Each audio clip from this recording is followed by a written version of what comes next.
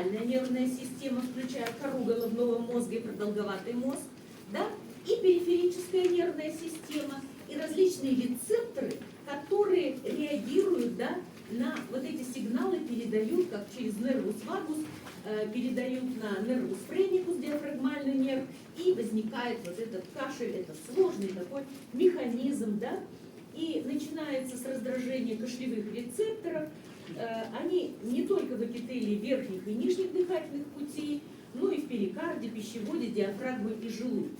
Вот моя родная бабушка, у меня она одна единственная, остальные все погибли в Голодомор. Была у нас бабушка у меня. И вот она всегда кашляла, когда чистила уши. Вот стоит ей начать чистить уши, она начинала кашлять. То есть рецепторы кашлевые могут быть и вот здесь вот в ушке, да, находиться.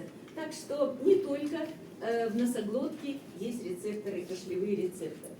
Значит, химические рецепторы, они чувствительны к кислоте, к холоду, жаре, компонентам, подобным капсаицину. Капсаицин – это перцы.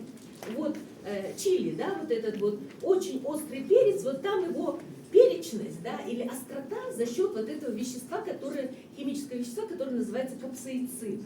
И вот на капсаицин все мы кашляем, от перца мы все закашливаемся, да, если попадет нам в горло, да, кашляем.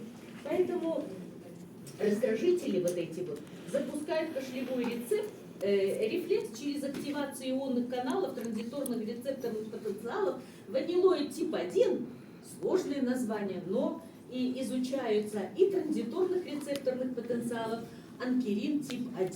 В общем-то, есть такие вот